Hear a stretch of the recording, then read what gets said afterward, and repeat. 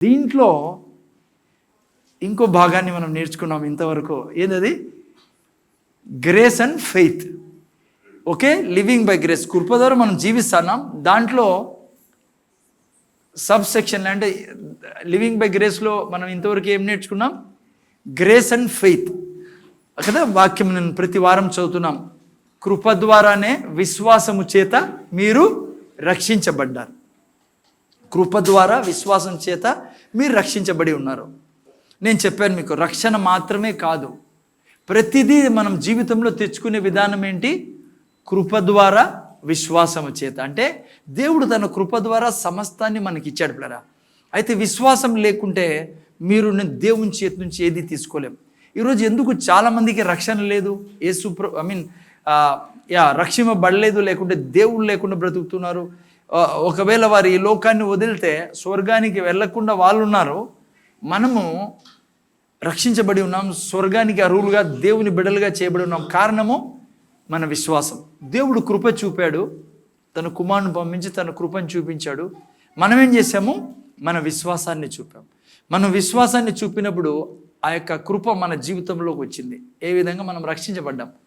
ఈరోజు రక్షణలో ఉన్నాం. రక్షణే కాదు పిల్లరా, డబ్బు కానీ, ఆరోగ్యం కానీ, బిజినెస్ సక్సెస్ కానీ, ప్రతిదీ మీరు నేను మన జీవితంలో తెచ్చుకునే విధానం ఏమంటే ఆయన కృప ద్వారా అన్నీ ఇచ్చాడు. ఆయన మన బిజినెస్ బ్లెస్ చేశాడు. అదే వింటాను పొద్దున్నుంచి, ప్రతి వారం వింటాను, ప్రతిరోజు వింటాం. విశ్వాసం చూపేలా డబ్బు విషయంలో కూడా, ఆరోగ్య విషయంలో కూడా మనకు కావాల్సిన ప్రతిదానికి మనము విశ్వాసం చూపించినప్పుడు ఆల్రెడీ కృప ద్వారా దేవుడు ఇచ్చాడు కాబట్టి అవన్నీ మనం అనుభవిస్తాం. ఉదాహరణకి ఆరోగ్యం గురించి మనం ఎప్పుడైతే వాక్యాన్ని చెప్తామో, యేసయ్య తిన్న దెబ్బల చేత నాకు స్వస్థత లభించింది, ఆయన నా తిండి నీటిని దీవించి నాకు ఆరోగ్యం ఇచ్చాడని మనం ఏం చేస్తున్నాం? విశ్వాసాన్ని విడుదల చేస్తున్నాం. మా అర్థమవుతుందా? సో కృప ఆల్రెడీ మనకు ఆరోగ్యం ఇచ్చాడు కాబట్టి, యేసయ్య తిన్న దెబ్బల చేత మాకు స్వస్థత లభించింది కాబట్టి విశ్వాసము ఆ యొక్క ఆరోగ్యం తీసుకుంటుంది. అది ఇంతవరకు నేర్చుకున్నాం. నిన్న వారం నుంచి ఇంకో కొత్త విషయాన్ని నేర్చుకుంటాను. చెప్పగలరు ఏది?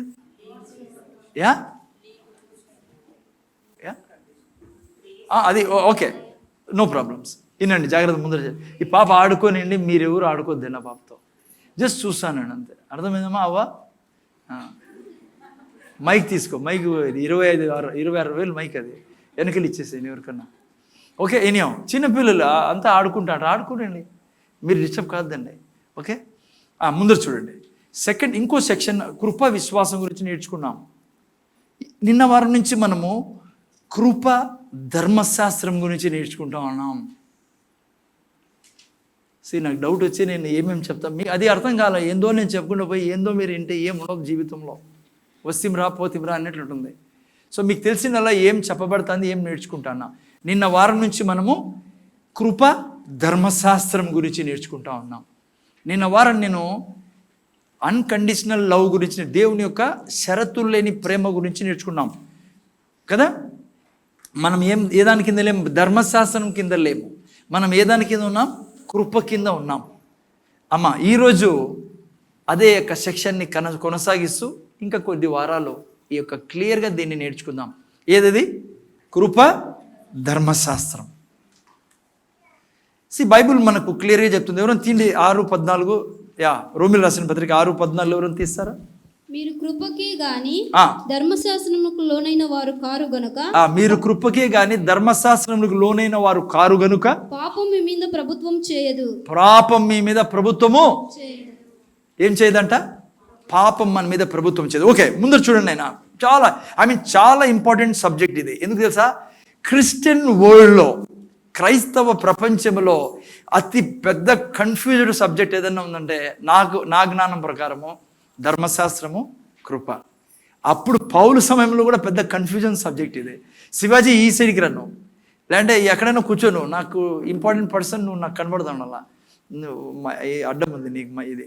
ఓకే, విషయం చూస్తే పిల్లరా చాలా కన్ఫ్యూజ్ సబ్జెక్ట్. ఏదైనా అంటే కన్ఫ్యూజన్ ఏం లేదు, అర్థం కాక, లేకుంటే సరిగ్గా సంజాయించేవాళ్ళు లేక, ఏదో సంథింగ్.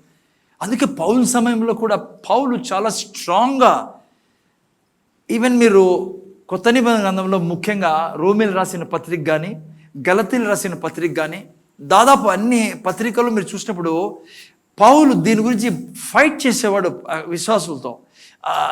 మీరు ధర్మశాస్త్రం కింద లేరు, మీరు కృప కింద ఉన్నారు, ధర్మశాస్త్రం నుంచి విడిపించబడ్డారు మీరు. సో మీరు కొత్త నిబంధనలో చాలా వరకు ఈ టాపిక్ని వింటా అంటారు మీరు, ధర్మశాస్త్రం. నాకు తెలిసి చాలామందికి తెలుసు. నా ఫ్రెండ్ ఉన్నాడు, కానీ పాస్టర్, నా క్లోజ్ ఫ్రెండ్, ఎప్పుడు నాతో వాడు చాలాసార్లు అడుగుతుంటాడు, ఈ ధర్మశాస్త్రం నాకు అర్థం కాదు బ్రదర్. పవన్ నాకు అనిపిస్తుంది ఏం చెప్తాడో. మొత్తానికి మనం అందరూ నేర్చుకుంటున్నాం, నేను కూడా నేర్చుకుంటున్నాను, మనం నేర్చుకుంటున్నాం దేవుని కృప ద్వారా.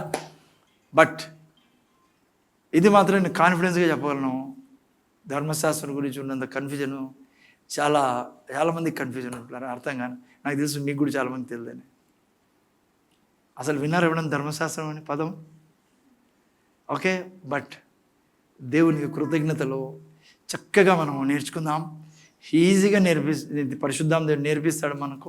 ఓకే, దీని గురించి తెలియని ఏమి ఉండకూడదు మీ హృదయాల్లో. ఈ సంఘంలో కాలు పెట్టారంటే దేవుని కృప ద్వారా ప్రతిదీ మీకు క్లియర్గా ఉండాలా. ఓకే, దేవుడు ఆ పని చేస్తాడు. ఓకే, ఎనియో గలతీలు రాసిన పత్రిక 5:1 వాక్యం చదువు, అక్కడి నుంచి ముందుకు వెళ్దాం. గలతీలు రాసిన పత్రిక 5:1. ఓకే, చదువు. నేను ఎవరన్నా ఈ స్వాతంత్రం అనుగ్రహించి క్రీస్తు మనలను స్వతంత్రులుగాను చేసి ఉన్నాడు. కాబట్టి మీరు స్థిరముగా నిలిచి మరలా దాస్యమును కాడి క్రింద చిక్కుకొనుకుడి. చూసారా, ధర్మశాస్త్రమునకు లోనైన వారం కాము. ఓకే, ముందు చూడండి, ఆయన మీరు స్వతంత్రులు, మళ్ళా కాడి కిందికి పోద్దండి. అదే యాక్చువల్ ధర్మశాస్త్రం గురించే చెప్తాన్నాడు ఇక్కడ. ఏంటి దానికి అర్థము?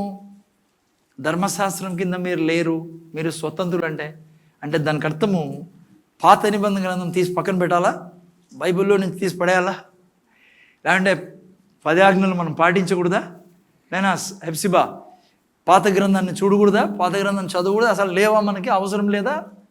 ఎందుకంటే ధర్మశాస్త్రం ఎక్కడ రాయబడింది? పాత నిబంధనలో రాయబడింది. అదే బైబిల్ చెప్తానది. ఎందుకంటే నాకు తెలిసి నా ఫ్రెండ్స్ అప్పుడప్పుడు పాస్టర్స్ మాట్లాడినప్పుడు, ఢిల్లీలో నా స్నేహితుడు పాస్టర్ ఆయన ఫోన్ చేసి, ఆయన ప్రీచింగ్ అయిపోతూనే ఆయన కిందికి దిగిన తర్వాత పుల్పిట్ మీద నుంచి ఒక అతను వచ్చాడంట, ఎందుకు బ్రదర్ నువ్వు పాత నిబంధన ప్రీచ్ చేసావు, ఇప్పుడు మనం లేం కదా ధర్మశాస్త్రం కింద, మనం కృప కింద ఉన్నాం కదా, నువ్వు కృప గురించి ప్రీచ్ ఎందుకు పాత నిబంధన చదువు? అసలు అట్లా చాలామంది కన్ఫ్యూజన్ ఉన్నారు. అది కాదు అర్థం దానికి. ధర్మశాస్త్రం అంటే మనము ఫుల్ బైబుల్ని అనుసరించి ప్రతిదీ మనకు దేవుడు ఇవ్వండి. ధర్మశాస్త్రము పరిశుద్ధమైనది. ఓకే, సో ఇప్పుడు కూడా ఇది మైండ్లో ఉండనీకండి, పాత నిబంధన వదిలేలా కోదా. No, nothing doing. నేను మీకు క్లియర్గా చెప్తాను ధర్మశాస్త్రం అంటే ఏంటో. ఓకే, సో ఈరోజు నుంచి మనము మీ యొక్క ఆ యొక్క కన్ఫ్యూజన్ని తొలగించి రెక్టిఫై చేసుకుందాం, అంటే ఏంటని నేర్చుకుందాం. ధర్మశాస్త్రం అనేది మీకు అరటిపండు తిన్నట్లా అర్థమవుతుంది ఖచ్చితంగా. ఓకే, సో ఈ సంఘంలో ఏది కన్ఫ్యూజన్ ఉండకూడదు. ఓకే, తీసుకెళ్దాం మనం. ఓకే, అసలు ఏం ధర్మశాస్త్రం అంటే ఏంటి, ఎవరు ఇచ్చారు ధర్మశాస్త్రం, అక్కడ నుంచి తీసుకుందాం, ABCD నుంచి. ఓకేనా, దేవుడు స్లైడ్ అయినా దేవుడు ఇజ్రాయెల్ జనాంగానికి ధర్మశాస్త్రం ఇవ్వడం జరిగింది పిల్లరా. ఓకే, దేవుడు ఇజ్రాయెల్ జనాంగానికి ధర్మశాస్త్రం ఇవ్వడం జరిగింది. ఎందుకు ఇచ్చాడు సార్ దేవుడు ధర్మశాస్త్రాన్ని ఇజ్రాయెల్ జనాంగానికి అంటే, మీరు చూస్తే వారి యొక్క కాండక్ట్ కోసము. అంటే దేవుడు ఎవరు మా ఇజ్రాయెల్ జనాంగం? ఎవరు ఇజ్రాయెల్ జనాంగం? ఓకే, ఛాన్స్ దొరికింది కాబట్టి క్లియర్ దేవుడు అబ్రహాంని ఎన్నుకున్నాడు పిల్లరా. ఈ ప్రపంచం అంతా అన్యులుగా ఉన్నారు, దేవుడు లేనివారుగా ఉన్న సమయం అది. ఆ సమయంలో దేవుడు అబ్రహాంతో వచ్చాడు, అబ్రహామా నువ్వు నన్ను నమ్మితే, నువ్వు నన్ను ఆశ్రయిస్తే, నన్ను వెంబడిస్తే నేను నిన్ను ఆశీర్వదిస్తా, నేను నీతో నిబంధన చేసుకొని నీ దేవుణ్ణే ఉండి నిన్ను ఆశీర్వదిస్తా. నిన్నే కాదు, నీ ద్వారా నీ జనములను అంటే నీకు పుట్టేవారందరినీ ఆశీర్వదిస్తా. అది అబ్రహాంతో దేవుడు చేసుకున్న నిబంధన. ఓకే, అబ్రహాంని దేవుడు పిలిచాడు, అబ్రహామా నిన్ను ఆశీర్వదిస్తా, ఆశీర్వాదంగా చేస్తా, నిన్ను గొప్ప జనంగా చేస్తా, నీలో నుంచి అనేక దేశాలని తీసుకొస్తా, నిన్ను ఈ భూమి మీద నేను ఆశీర్వదించి నిన్ను ఆశీర్వాదంగా చేస్తానన్నాడు దేవుడు అబ్రహాంతో. అబ్రహాం అన్నాడు, ఎస్ నాకు అదే కాల, నేను ఇంక నుంచి నిన్ను నమ్ముతా, నిన్నే పూజిస్తా. అంతకుముందు ఆయన దగ్గర ఏముండేటివి? విగ్రహాలు ఉండేటివి. మనమంతా అట్లా వాళ్ళమే పిల్లలు ప్రపంచంలో ఉన్నాం. మిమ్మల్ని నన్ను కూడా అబ్రహాంని పిలిచినట్టు పిలిచాడు దేవుడు. మీ కుటుంబంలో నిన్ను ఒకదాన్నే పిలిచాడు. నువ్వు సంతోషించు, నువ్వు ఏ మతంలో ఉన్నావో, ఎక్కడున్నావో, ఏ కులంలో ఉన్నావో.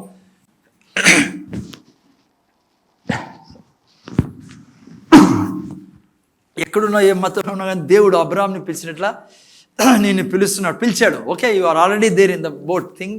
ఓకే, జాగ్రత్త తినరా. సో అప్పుడు అబ్రాహాం పిలిచినప్పుడు అబ్రాహాం అన్నాడు, ఎస్ అబ్రాహాం దేవుడిని ఫాలో చేశాడు. మీకు అందరూ తెలుసు. ఆ తర్వాత ఎవరు పుట్టారు? ఇస్సాకు ఎవరు పుట్టారు? యాకోబు ఎసోలు పుట్టారు. ఆ తర్వాత యాకోబు 12 మంది పిల్లలు పుట్టారు. ఓకే, ఆ 12 మంది ద్వారా మళ్ళీ పిల్లలు పుడతారు. వాళ్ళని ఏమంటాం మనము? ఇజ్రాయెల్ జనాంగం. అర్థమైందనైనా? ఇది కన్ఫ్యూజ్ కాకూడదు. మళ్ళీ వాళ్ళు ఎవరు సార్ అని. ఇప్పటికీ ఉన్నారు ఇజ్రాయెల్. ఏ దేశంలో ఉన్నారు వాళ్ళని మనం ఏమంటాం? వాళ్ళ మతం ఏమని పిలుస్తాం? వాళ్ళని యూదులు అని పిలుస్తాం. ఓకేనా? ఇప్పుడు ఇజ్రాయెల్ దేశం ప్రపంచంలో ఇప్పటికీ మీరు చూడొచ్చు, దేవుడు వాళ్ళతో ఉన్నాడు. ఓకే, మనకు అందరికి బాగా తెలిసి న్యూస్లో ఏంటో అంటారు. సో నేను ఇజ్రాయెల్ అన్నప్పుడు వాళ్ళకి దేవుడు ధర్మశాస్త్రం ఇచ్చాడు. ఎందుకంటే వాళ్ళు ఎలా జీవించాలి, ఎలా ముందుకు పోవాలి, ఏం చేయాలా, ఏం చేయకూడదు, ఎలా దేవునితో వాళ్ళు నడచాలా.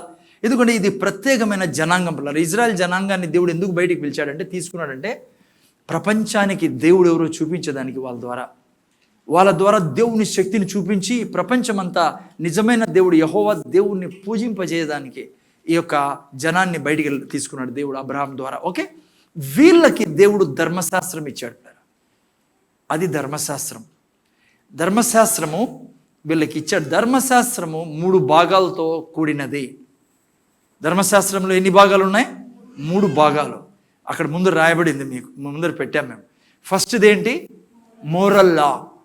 దీన్ని తెలుగులో నైతిక చట్టం అంటారు, ఏమన్నా నియమం. ఓకే, నియమం మీకు అర్థమైతే తెలుగు. ఇంగ్లీష్లో అయితే మోరల్ లా, ఇంగ్లీష్లో అయితే లా అంటారు ధర్మశాస్త్రాన్ని. 3 భాగాల్లో నుంచి 3 భాగాలు కలిసి ధర్మశాస్త్రం అవుతుంది. ఒకటి మోరల్ లా. మోరల్ అంటే తెలుసు కదా. ఏంటి మోరల్ అంటే? మన యొక్క నైతికత, మనం జీవించే విధానం ఎట్లా నైతికత్వం అంటారు, దాన్ని మోరల్ అంటాం. రెండవది ఏంటి? సెరిమోనియల్ లా అంటే సాంప్రదాయ చట్టం అని రాయబడింది. అది డిక్షనరీలో అట్లుంది కాబట్టి మనం తీసుకున్నాం. ఈ యొక్క సెరిమోనియల్ లాలో నేను మళ్ళీ వివరిస్తాను మీకు. ఓకే, సెరిమోనియల్ లా. మూడోది డైటరీ లా,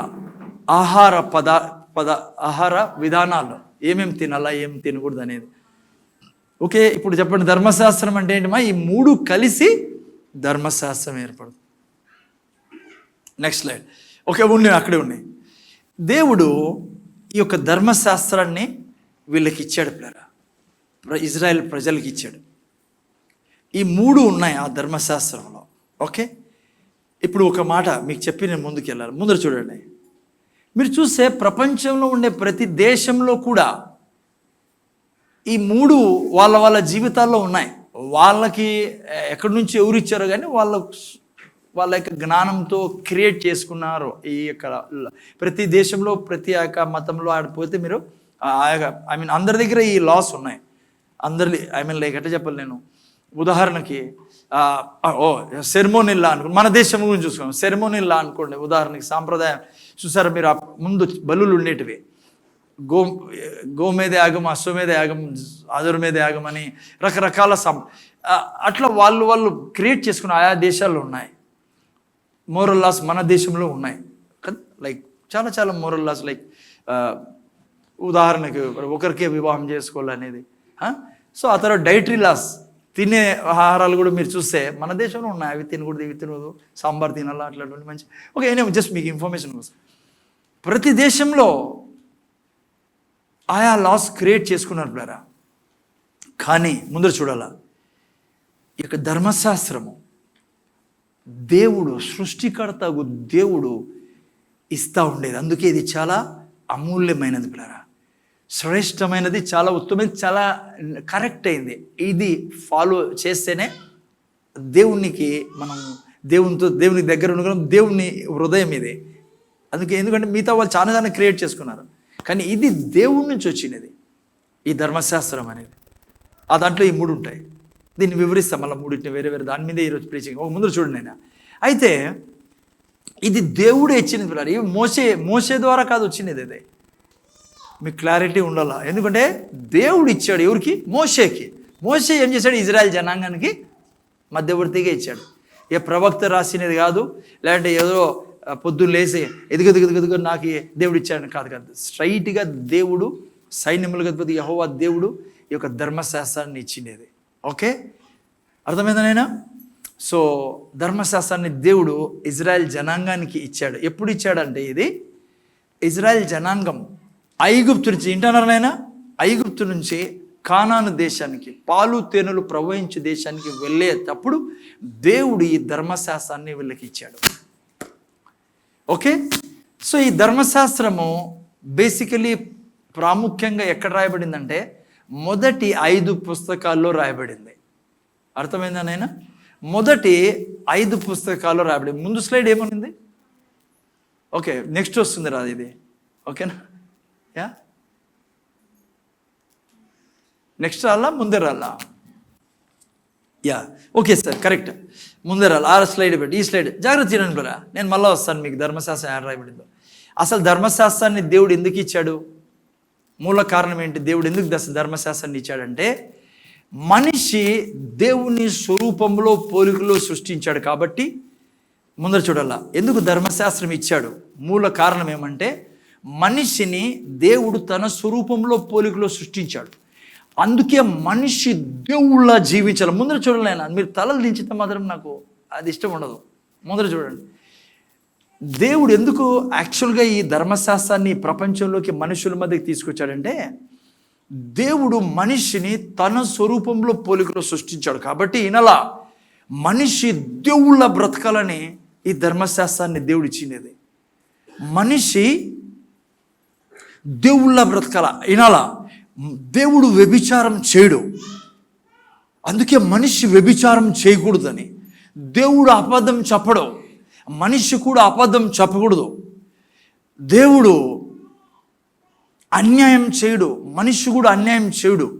అలా దేవుడు మనిషిని సృష్టించాడు కాబట్టి దేవుళ్ళ మనిషి బ్రతకాలి. అందుకే ఈ ధర్మశాస్త్రాన్ని ఇవ్వడానికి కారణం, మూల కారణం. ఎందుకంటే మనిషి తెలుసుకోవాలా, నిన్నెందుకు నేను సృష్టించాను, ఇదిగో దీన్ని బట్టి నువ్వు తెలుసుకో అని ధర్మశాస్త్రం ఇవ్వడం జరిగింది. ఇది బేసిస్, మూల కారణం ఎందుకు ధర్మశాస్త్రం ఇచ్చాడంటే ఎందుకంటే మనిషి దేవుళ్ళ. ఇది చాలా ఇంపార్టెంట్ పాయింట్. ఎందుకంటే లాస్ట్లో ఇంకా ప్రతి వారం నేను దీన్నే తీసుకురావాలా మీ ముందుకి. అది గుర్తుపెట్టుకోండి. ఎందుకు ధర్మశాస్త్రం ఇచ్చాడంటే మనిషి తెలుసుకోవాలా, నేను దేవుని స్వరూపంలో పోలిన దేవుళ్ళ బ్రతికదాన్ని నేను సృష్టించబడి ఉన్నాను నేను. ఓకే, అది పక్కన పెట్టండి. ఎక్కడుంది ధర్మశాస్త్రం బైబిల్లో? ఓకే, మీరు చూస్తే మొదటి 5 పుస్తకాల్లో, బైబిల్లో మొదటి 5 పుస్తకాలు ఏంటైనా ఆదికాండము, నిర్గమకాండము, సంఖ్యాకాండము, లేవి కాండము, ద్వితీయోపదేశ కాండం. 5 బుక్కుల్ని మనము ధర్మశాస్త్రం అంటాం. ఓకే, ఇంకా అట్లని చెప్పి వేరే ఎక్కడ అన్ని చోట్ల రాయబడింది, కానీ ప్రాముఖ్యంగా ఇక్కడ రాయబడింది ముఖ్యంగా ఈ 5 పుస్తకాల్లో.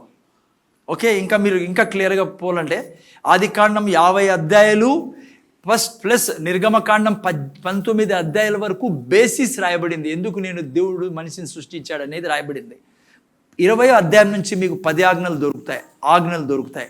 ఓకే, దాన్నే గ్రీక్లో పెంటాటూక్ అంటాం మనం. 5 పుస్తకాలని గ్రీక్ భాషలో ఏమంటాం? పెంటాటూక్ అంటారు తెలుగులో, అందుకే రాయించాను. దాన్ని హీబ్రూ భాషలో ఏమంటారు? ఈ యొక్క ధర్మశాస్త్రాన్ని తోరా ఏమంటారు నాయన? తోరా అని పిలుస్తాం మనము. ఐ మీన్ 5 బుక్కుల్ని తోరా అంటాం, ఈ గ్రీక్లో పెంటాటూక్ అంటాం. ఓకే, జాగ్రత్త వినండి. ఇక్కడ ఈ యొక్క ఆజ్ఞలన్నీ రాయబడి ఉన్నాయి. ఓకే, ఫస్ట్ మోరల్ లాస్ అంటే నైతిక చట్టము. ఇవి 619 ఆజ్ఞలు ఉన్నాయి. యాక్చువల్గా దీన్ని 10 ఆజ్ఞలుగా దేవుడు ఇచ్చాడు. తెలుసు కదా ఎప్పుడు ఇచ్చాడు దేవుడు? మోషేకి 10 ఆజ్ఞలు తన వేలుతో రాసి ఇచ్చాడు. ఫస్ట్ బైబిల్ ఎవరు రాసిండేది? దేవుడే తన వేలుతో రాశాడు. అర్థమైందా మీకు? ఆ తర్వాత ఆయనే రాశాడు బైబిల్, తన బిడ్డల ద్వారా రాయించాడు. ఓకే, ఆ 10 ఆజ్ఞలు దేవుడు మనకి ఇచ్చాడు. దాన్నే ధర్మశాస్త్రం అంటాం. బేసికలీ మనం పిలిచేది, క్రైస్తవ సమాజం పిలిచేది ధర్మశాస్త్రం అంటే ఈ 10 ఆజ్ఞలు మనం ధర్మశాస్త్రం అంటాం. యాక్చువల్గా ఈ 10 ఆజ్ఞలు వెనకాల 619 ఆజ్ఞలు ఉన్నాయి.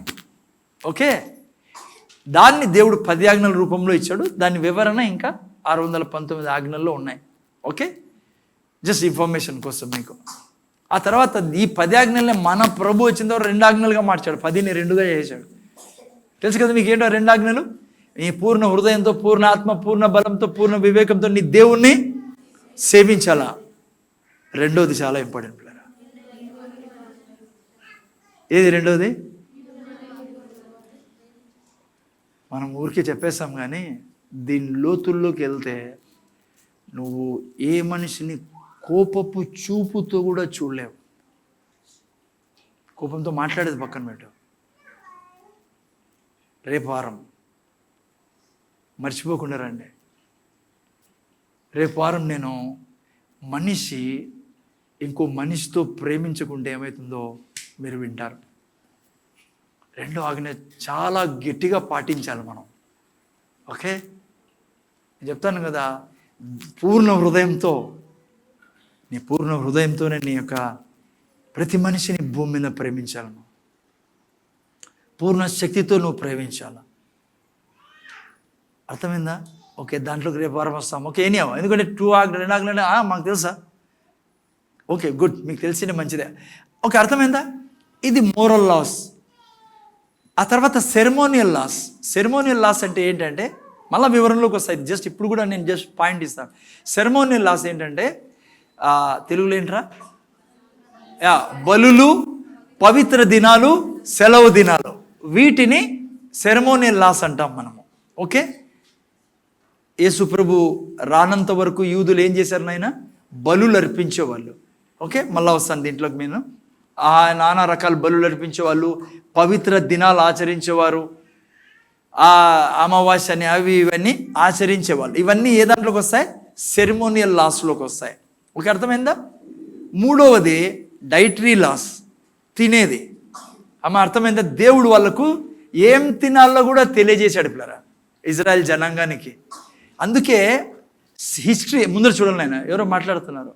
హిస్టరీ ఏమంటుందంటే, భూమి మీద అందరికంటే నీట్గా ఉండే ప్రజలు ఎవరంటే యూదులు అంట. ఎందుకు చెప్పండి?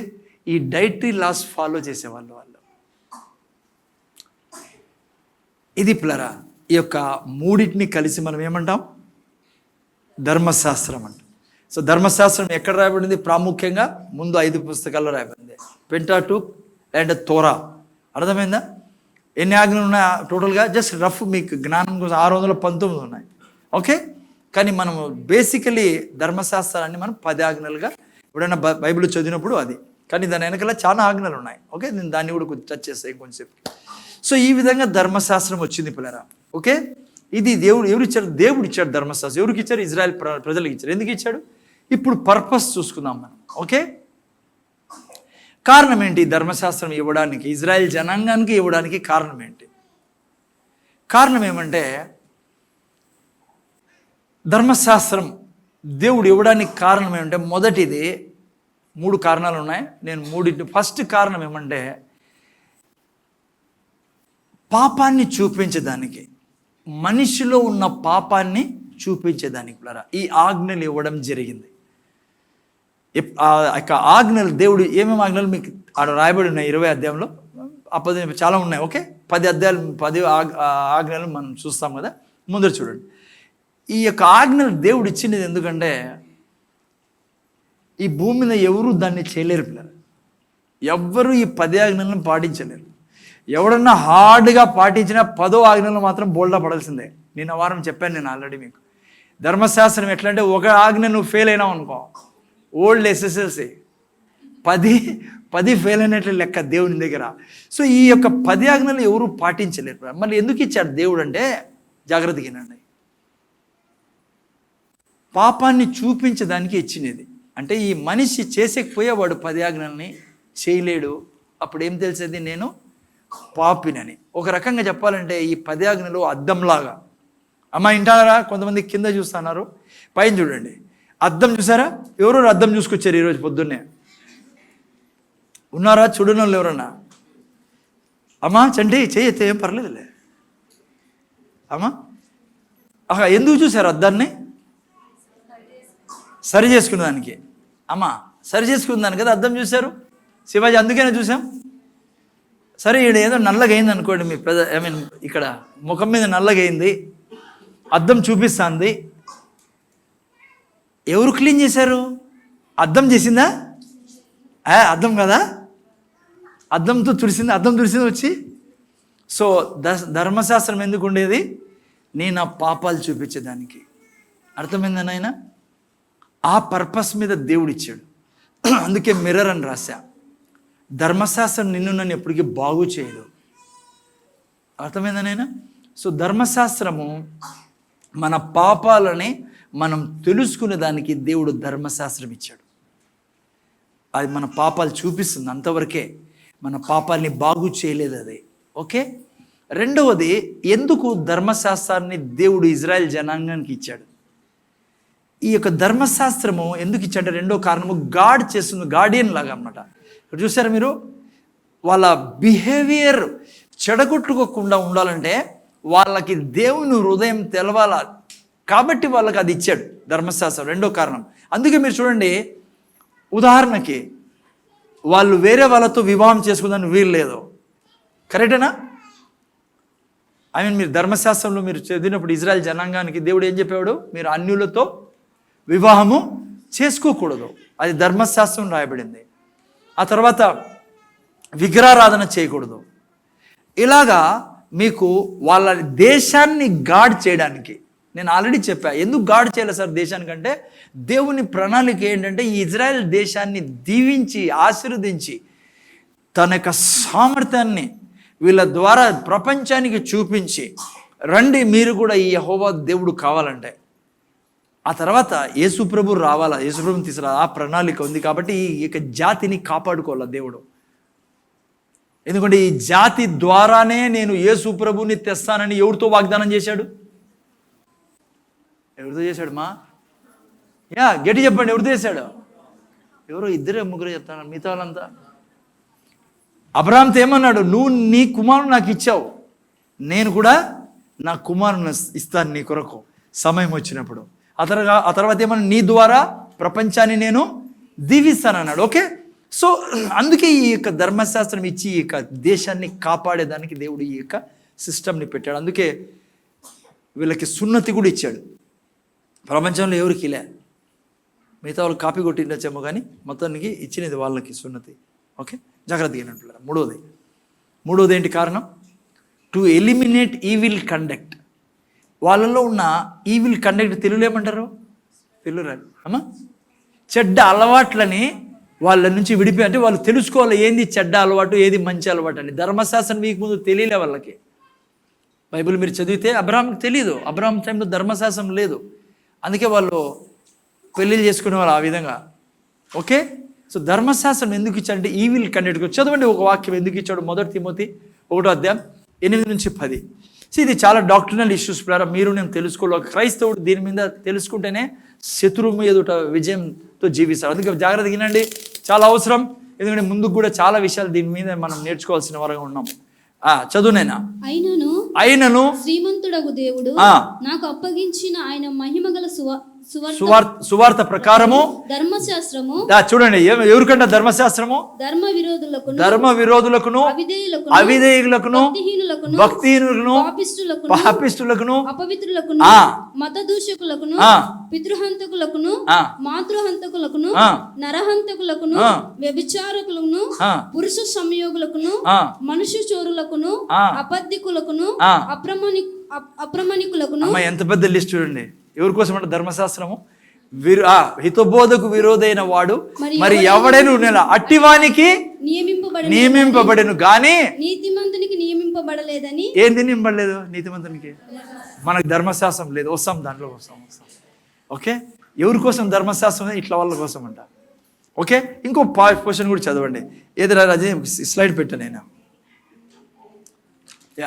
లేవికాండం 19:13-18. ఈవిల్ కండక్ట్ నేను మీకు ఉదాహరణ ఇస్తాను. ఏంటి ఈవిల్ కండక్ట్ అంటే? వాళ్ళంతా అట్లాంటివి ఏమీ లేకుండా ఉండేదానికి ధర్మశాస్త్రంలో దేవుడు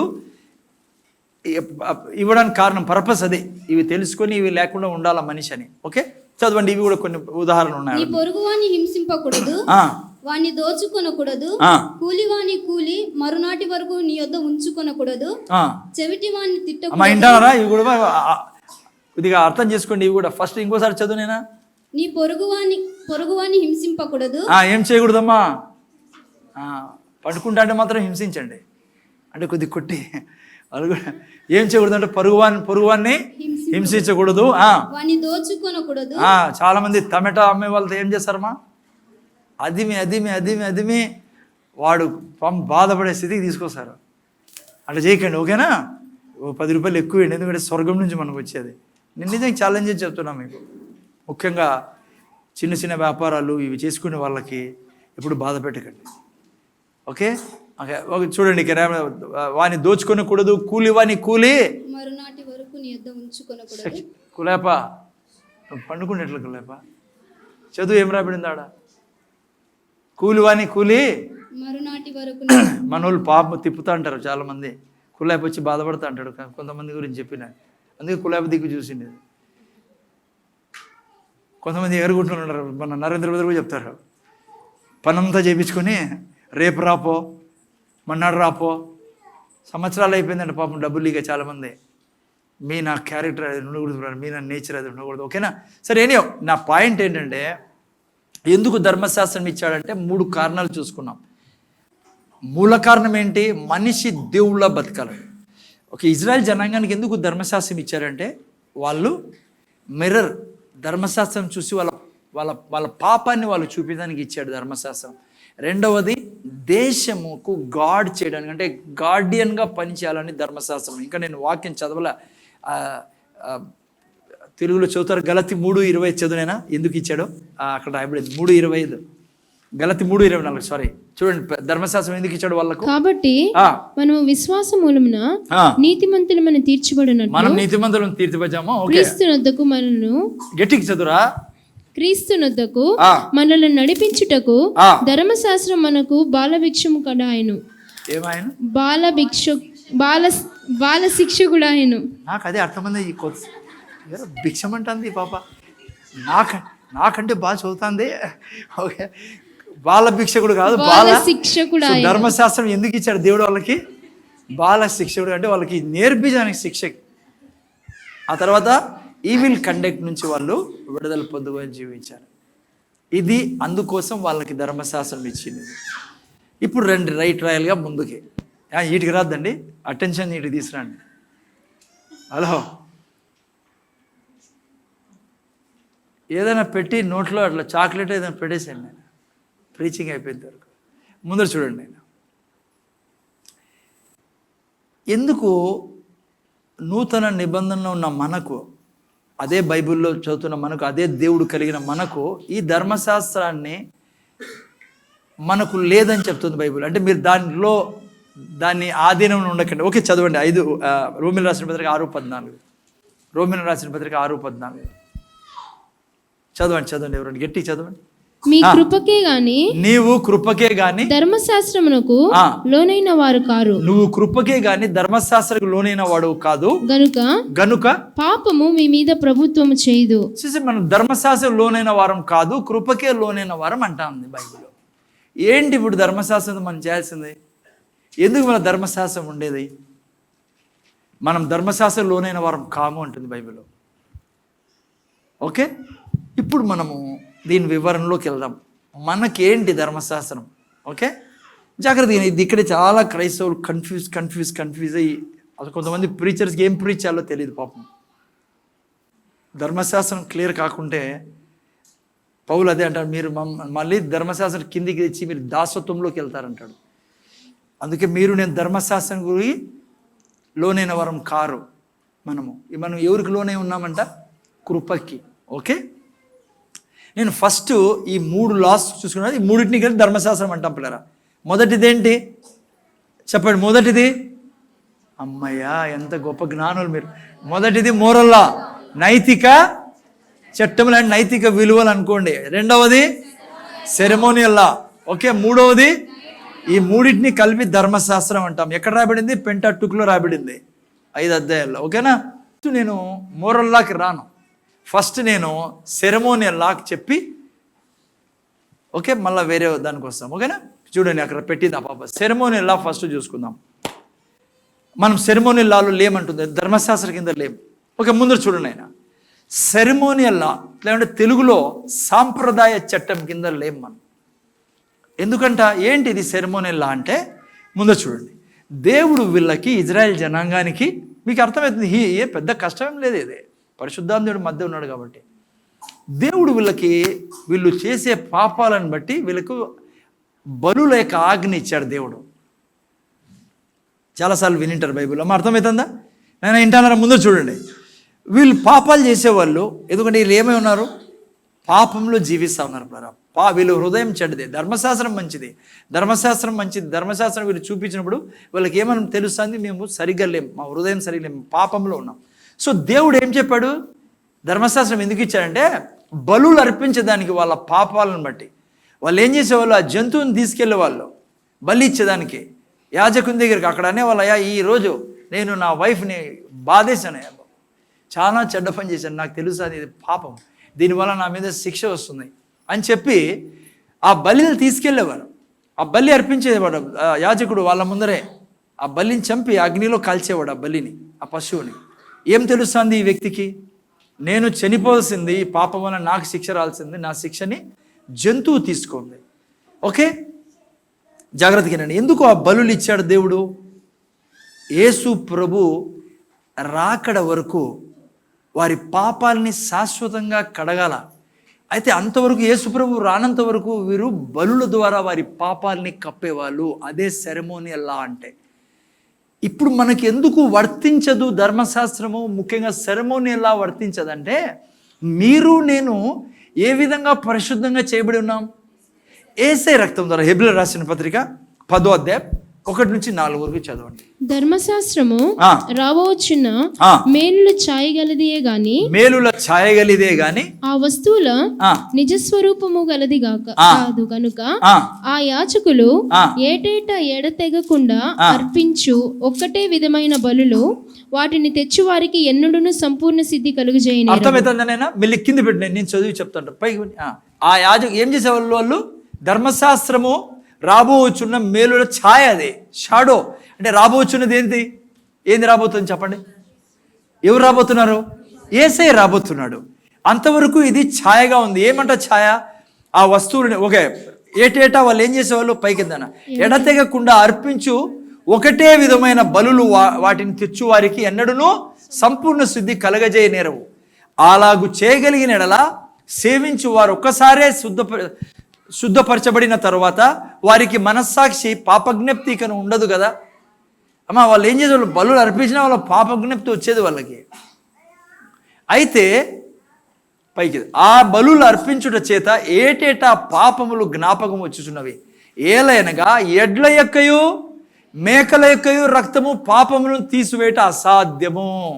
ఇప్పుడు ఇంకో అక్కడ నుంచి అక్కడ స్టాప్ చేసి ఈ వాక్యం పెట్టిన ఆయన 10 నుంచి పెట్టు. అందుకే ఏం జరిగిందంట? యేసు క్రీస్తు యొక్క శరీరము ఒక్కసారి అర్పింపబడి ఉండ చేత ఆ చిత్తమును బట్టి మనము పరిశుద్ధపరచబడి ఉన్నాం. మరియు ప్రతి యాజకుడు దినదినము సేవ చేయొచ్చు పాపములు ఎన్నటికి తీసివేయలేని ఆ బలులనే మాటిమాటికి అర్పించుచు ఉండను. ఈయనైతే ఎవరు?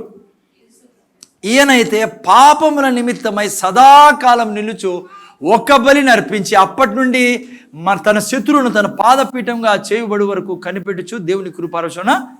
సో యేసు ప్రభువు మన కొరకు బలి అయినాడు కాబట్టి సెరమోనియల్లా మనకు లేదు. నేను అర్థమవుతుంది? ఉదాహరణకి చాలామంది దీన్ని పట్టుకొని ఇగ్గలాడుతూ అంటారు మనల్లో సరిగా తెలియక. ఇది ఎట్లంటే చిన్న ఉదాహరణ ఇస్తాను మీకు అర్థం చేసుకోండి. ఎగ్జాంపుల్, పాతకాలంలో అంటే నా టైం కంటే ముందు పెళ్ళి ఎట్లా జరిగేదో తెలుసా మీకు? 70s దాదాపు. ఓకేనా? నాది 80s మ్యారేజ్ అయ్యింది. 70s ఉన్నారు ఎవరైనా పెళ్లి చేసుకున్నారు? చాలామంది ఉన్నారు అనుకోండి. ముందర చూడండి, 70s మ్యారేజ్ ఎట్లా జరిగేదంటే పిల్లోడు పాపని చూసేవాడు, పెళ్లి కూతురుని చూసేవాడు. ఏదాని ద్వారా? ఫోటో ద్వారా. ఇప్పుడు మాత్రం లేదులేండి. ఇప్పుడు పెళ్లి చూపులు ఇంకా ఎస్ను అనకముందే అయిపోయింటాయి చాటింగ్స్ కదా. ఆ టైంలో ఎట్లుండదంటే ఫోటో చూపించేవారు, పెళ్ళిళ్ళ పేరైనా ఎవరన్నా. ఎవరికి? పెళ్ళి కొడుక్కి.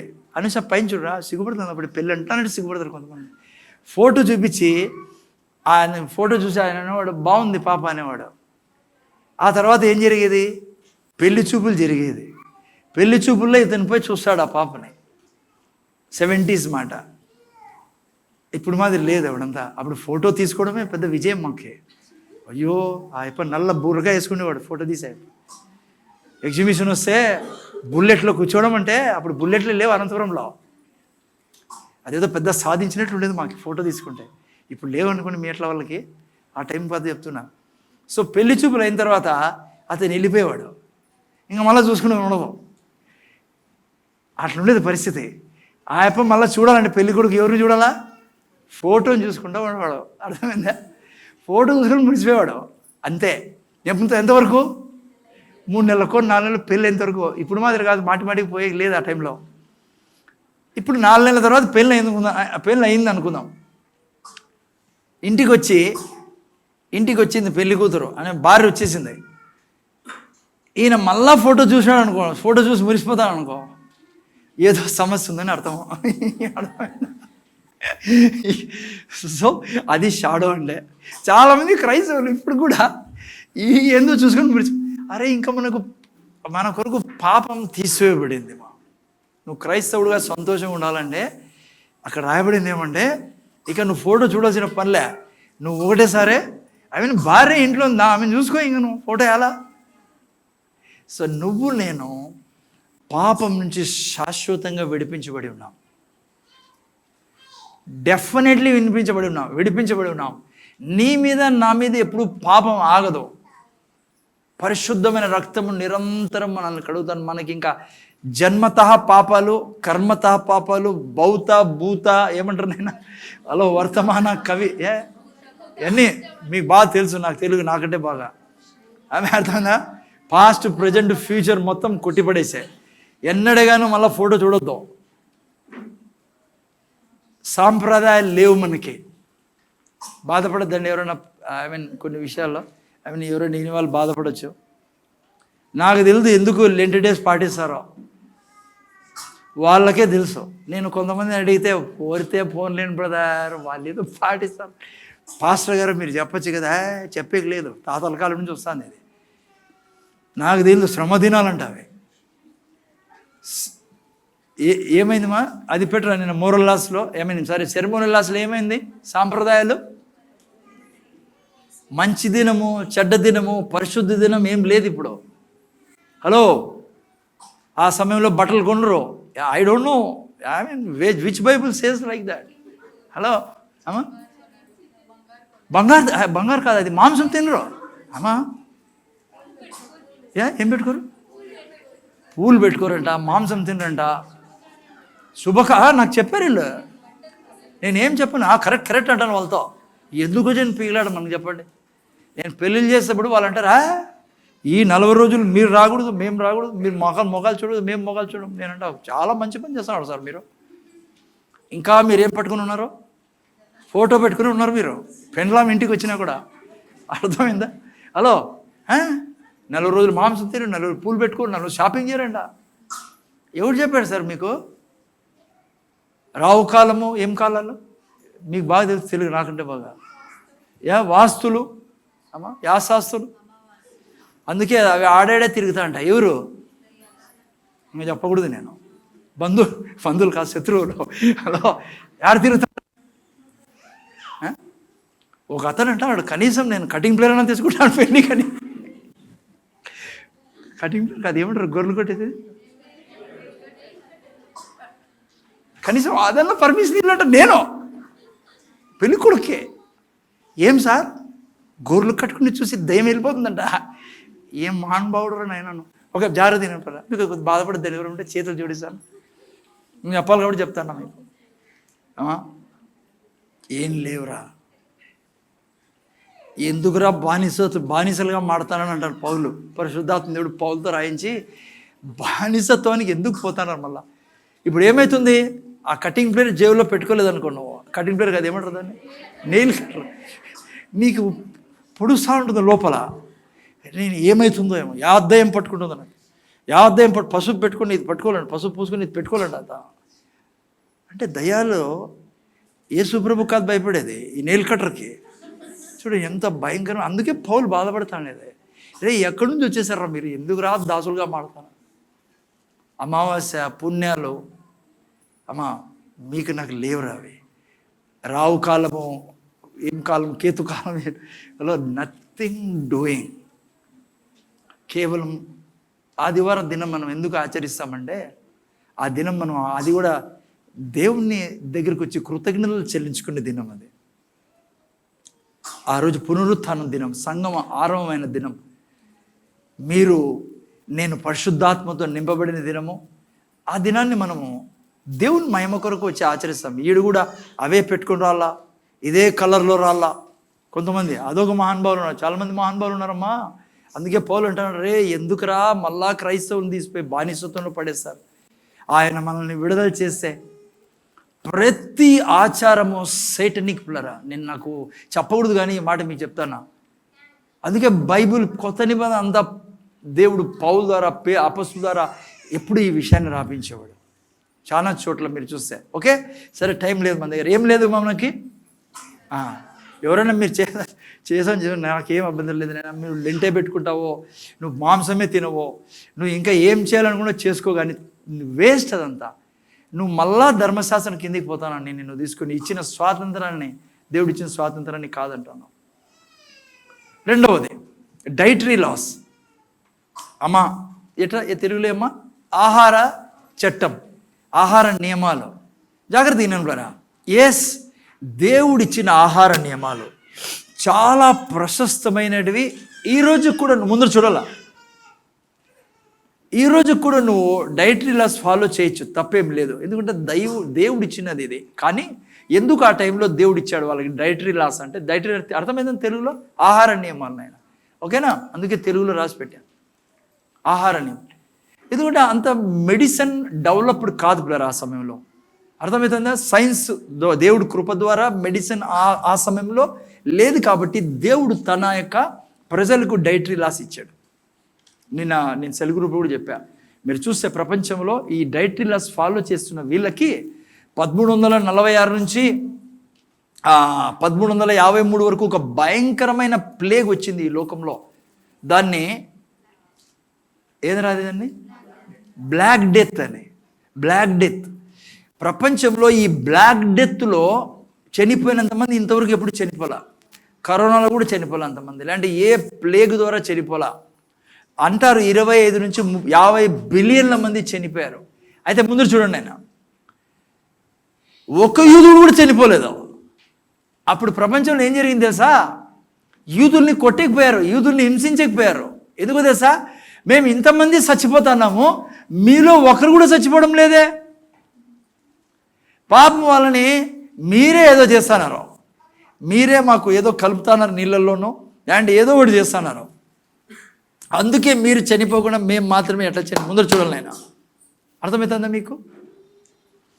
కానీ వీళ్ళు చెప్పారు, అయినా మేమేం చేయలేదురా, మేము చేస్తానేది ఒకటే, మా దేవుడు ఏం తినమన్నాడో వాటినే మేము తీసి అప్పని ఏం తినమన్నాడో దేవుడు వాటినే మేము తింటున్నాము. ముందర చూడండి ఆయన ఎందుకు ఈ డైటరీ లాస్ దేవుడు ఇచ్చాడు వీళ్ళకి. ఈ జాతిని ప్రిజర్వ్ చేయాలా. ఏ జాతి? యూదా జాతి. ఎందుకంటే వీళ్ళ నుంచి ఎవరు తాలా? యేసు ప్రభువు. సో డైటరీ లాస్ చాలా లాస్ వచ్చాయి. డైటరీస్ లైక్ ఏమంటారు దాన్ని, చాలా సిస్టమ్స్ వచ్చేసాయి ప్రపంచంలో. ఇప్పుడైతే 25 దాదాపు ఉన్నాయి కదమ్మా.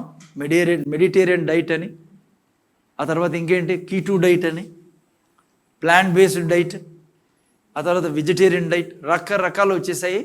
హలో, నేను కన్ఫ్యూజ్ కాసిన పనుల జాగ్రత్తగా అది ఇది కాదు. దేవుడు పట్టుకొని దేవుని వాక్యాన్ని చెప్తూ, ఎస్ జ్ఞానంతో తినాలా, ప్రోటీన్ ఉండాలా, ఫైబర్ ఉండాలా, విటమిన్స్ ఉండాలా. మన తిండిలో కూడా దేవుడు ఇచ్చినదే, దేవుడే డైటరీ లాస్ తెచ్చినదే.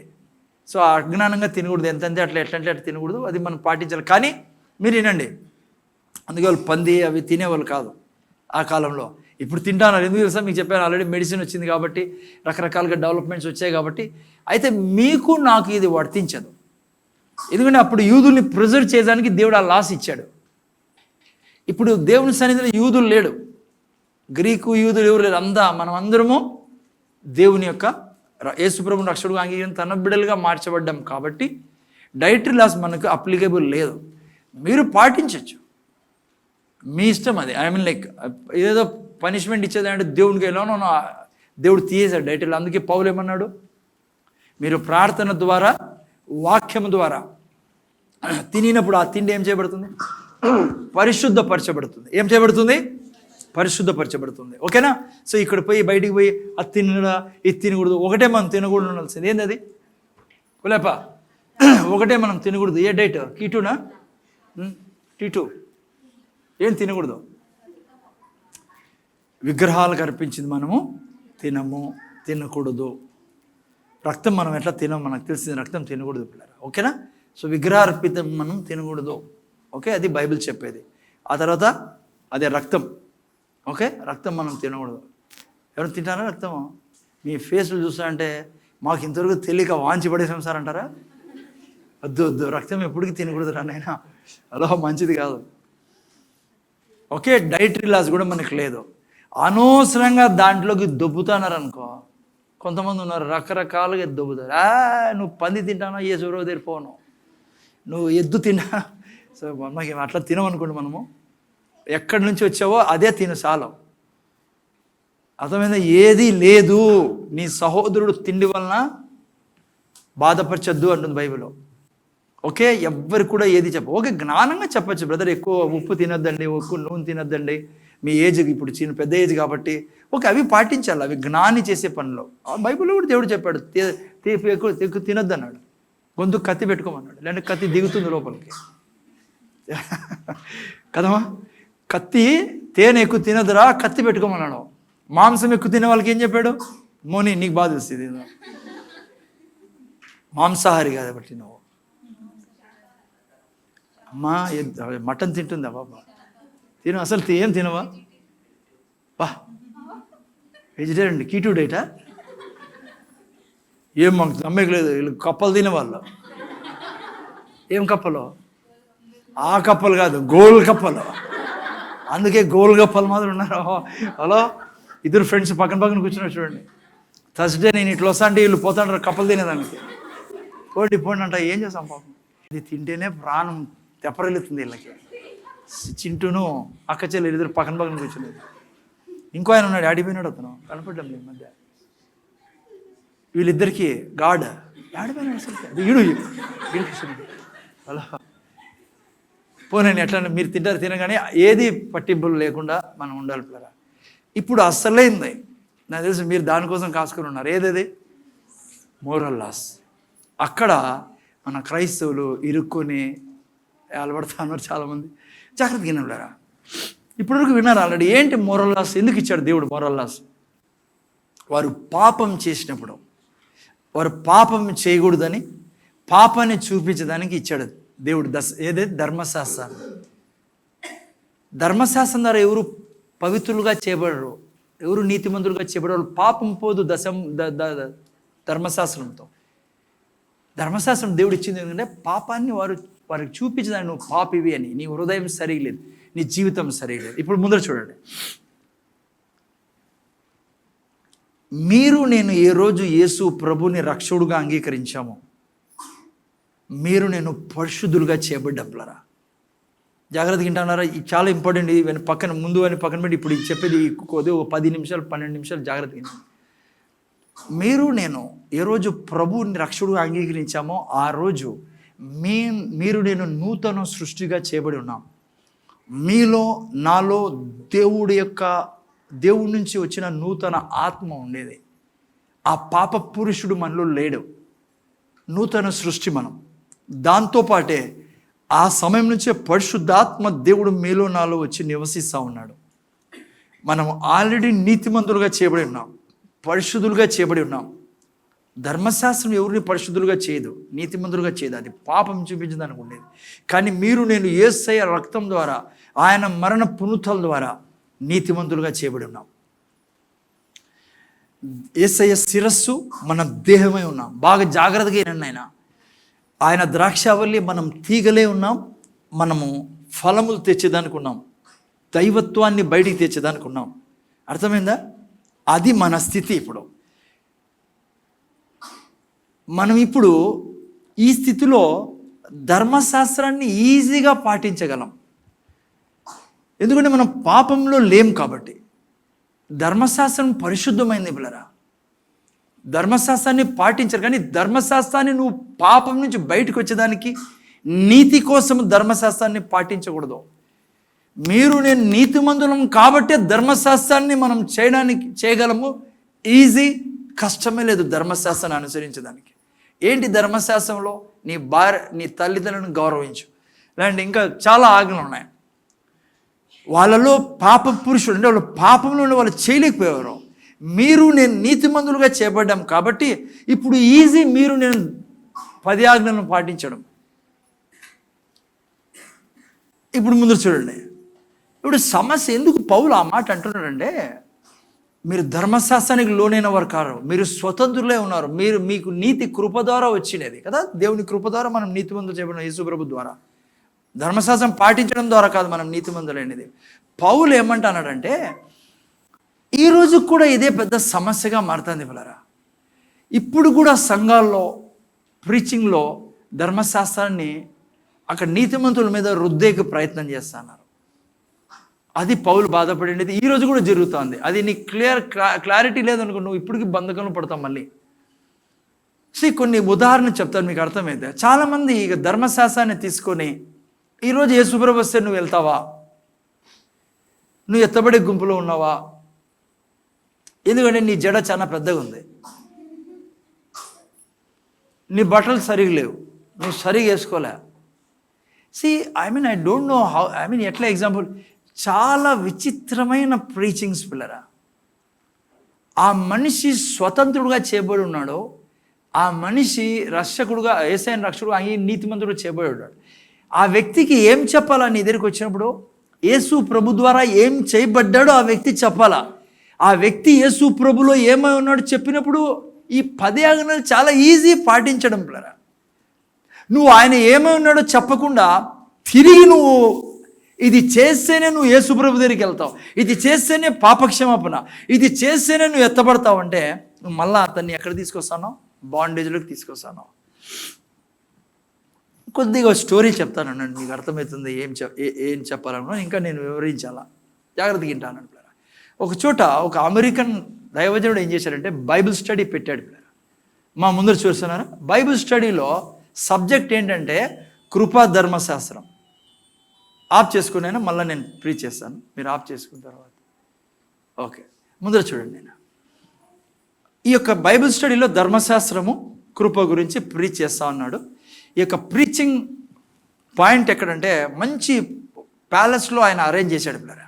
చాలా నీట్ అండ్ క్లీన్గా ఉండే ప్యాలెస్. ముందర చూడాల నక్షత్ర, అక్కడ ఏసీ ఉంది, గార్డెన్స్ ఉన్నాయి, బ్యూటిఫుల్ లైక్ మ్యాన్షన్లా ఉంది. లైక్ పాలరాతితో అట్లా ఆ టైపు మంచి హోటల్స్ ఉన్నాయి. హైదరాబాద్ నేను అటెండ్ చేశాను చాలా చోట్ల. మంచి మీటింగ్ పాయింట్స్ మీరు చూసిండే, కాన్ఫరెన్స్ పాయింట్ చాలా బాగుంటాయి. అట్లా చోట ఈయన మీటింగ్ అరేంజ్ చేశాడు. సరే, స్టూడెంట్స్ అందరికీ 3 రోజులు 4 రోజులు సబ్జెక్ట్ చెప్పేశాడు. ఏం సబ్జెక్ట్? ఇదే నేను చెప్పింది. అదే 4 రోజులు పడుతుంది. చాలా పెద్ద సబ్జెక్ట్ లేండి అది. ధర్మశాస్త్రము కృప గురించి చెప్పిన తర్వాత ఎండింగ్లో ఇంకా క్లైమాక్స్ ఫినిష్ చేసేటప్పుడు మీకు అందరికీ అర్థమైందా ధర్మశాస్త్రము కృప గురించి? ధర్మశాస్త్రం అన్నప్పుడు సార్ అర్థమైంది అన్నారు కొంతమంది. సరే, ఆయనకి డౌట్ వచ్చి, సరే ఎవరైనా ఒకరు ఎక్స్ప్లెయిన్ చేయగలరా ఏంటో అన్నాడు. సరే, అక్కడ ఇండియన్ కూర్చుంటే అతను అడిగాడు, బ్రదర్ మీరు చెప్పగలరా అంటే ఈయన చెప్పాడు ఏమర్థమైందో. ఆయన అన్నాడు, సార్ మేము వచ్చేటప్పుడు ఈ కాలేజీలోకి అంటే ఈ కోర్స్కి వచ్చేటప్పుడు ఈ కాన్ఫరెన్స్కి వచ్చే ముందు ఆ రైల్వే స్టేషన్లో ఆడ అన్ని చోట్ల డోంట్ స్పిట్ అని రాయబడి, అంటే ఏమంటే తెలుగు ఉమ్మద్దా ఉమ్మి వేయొద్దు అని బోర్డులు అన్ని చోట్ల పెట్టారు సార్. కానీ అందరూ తూ అని ఊసానే ఉన్నారు. ఆడ బోర్డులు ఉన్నప్పుడు ఊసన్నారు. వీటికి వచ్చిన తర్వాత ఏడా బోర్డే లేదు సార్, కానీ ఉమ్మబుద్ధి కాదు సార్, మాకు ఉమ్మబుద్ధి కాలే. అమ్మా ఏం కాలే? ఏంటి దానికి అర్థము? ఇదే సార్ నాకు అర్థమైనది అన్నాడు అతను. టీచర్ అన్నాడు, నువ్వు బాగా అర్థం చేసుకున్నావు అంటే అర్థం ఏంటంటే ఆడ ఆల్రెడీ గలీజ్ ఉంది కాబట్టి ఆడ నువ్వు బోర్డు వేసుకున్నా ఉమ్మేది మానవుడు ప్రజలు. ఈడ బోర్డు లేదు కానీ ఉమ్మలేరు, ఎందుకంటే అంత నీట్ అండ్ క్లీన్గా ఉంది కాబట్టి. నేను ఒక మాట ఇంకోటి అడుగుతున్నాను, ఇప్పుడు ఏది చర్చలో ఎవరన్నా ఈడు ఉమ్మేస్తారా?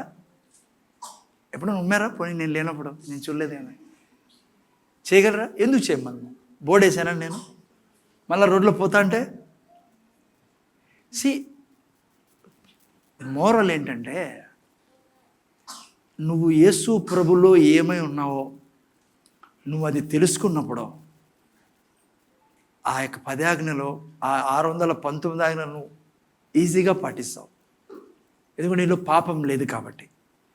ఎప్పుడైతే నేను ఇక్కడ మిమ్మల్ని కూర్చోబెట్టి ఇంకా నేను చెప్తానే ఉన్నాను అనుకో, రే నువ్వు ఫలానా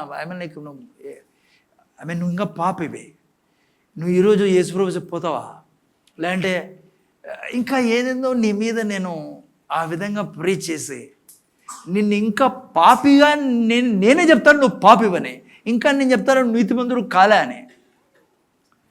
నువ్వు డెఫినెట్గా పరిశుద్ధంగా జీవించలేవు, నువ్వు నీ చాతే కాదు. అది పౌలు చెప్తా ఉండేది. ఎప్పుడైతే ప్రతి వారం మీరు వింటున్నారు కృపా విశ్వాసం ద్వారా మనకి ఏం జరిగిందో, నువ్వు నేను దేవుని స్వరూపంలో పోలికలో ఉన్నాం. దేవుడు ఎలా జీవిస్తాడో అలా జీవించే జీవితాన్ని దేవుడు కృప ద్వారా మీకు నాకు ఇచ్చాడు. మీరు నేను నీతిమంతులం. అందుకే చెప్తుంటాను ప్రతి వారం మీకు, ప్రతిసారి నువ్వు ఎప్పుడైతే నోరు తెరచి నువ్వు అంటావో నేను నీతిమంతున్నాయి, ఫస్ట్ పాతాళం నీ ఎదుటి నుంచి పారిపోతుంది. ఆ పదం వినలేవవి, ఎందుకంటే దాని దగ్గర ఉండే శక్తి అవి ఎందుకు వస్తాయి? ఎందుకంటే నువ్వు పాపివని ప్రూవ్ చేయడానికి. నువ్వు పాపంలోనే ఉన్నావు, నువ్వు దేవునిలో లేవు, నువ్వు నరకానికి వెళ్తావు, నువ్వు పరిశుద్ధుడు కావు, నువ్వు ఏదీ చేయలేవు దేవుని చెప్పి, నీ చేత కాదని. అందుకే నువ్వు ఎప్పుడైతే నోరు తెరచడం చాలా ఇంపార్టెంట్. నువ్వు అంటావు నేను పరిశుద్ధున్నాయి, నేను నీతిమంతున్నాయి, రక్తంతో కడగబడి ఉన్నా. అందుకే దేవుడు వాక్యం నోరు తెరిచి మాట్లాడమంటాడు. అందుకే Christianity is a confession, it's a Christian profession is a confession. నువ్వు నేను యేసు ప్రభులో ఏమై ఉన్నామో ఎప్పుడైతే నువ్వు చెప్పడం మొదలు పెడతావో నువ్వు జీవించడము ధర్మశాస్త్రాన్ని అలాగే నువ్వు చేసుకుంటూ వెళ్ళిపోతావు. ఇప్పుడు నీకు మేము లిస్ట్ ఇచ్చాం, మేము ఉదాహరణకు చెప్తున్నాను. రేపు వారం చాలా ఉన్నాయి చదివి, జస్ట్ ముందు చూడండి.